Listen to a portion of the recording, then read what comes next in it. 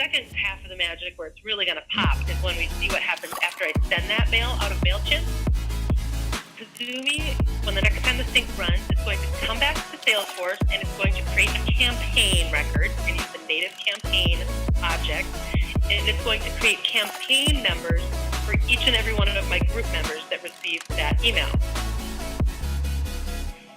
So when we sent, it came back and created this campaign with the same campaign name as whatever I sent out of Mailchimp. It'll automatically give it the type of email, which is of course very useful, and will automatically slap in here the date that you sent that email out of Mailchimp will be inserted as the start date. You can easily see what was sent and when. Everyone I sent will become a campaign member.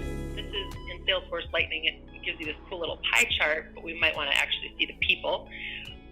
So these 6 people are the same 6 people that are in that test list over in Mailchimp, right? So they all get a record in here.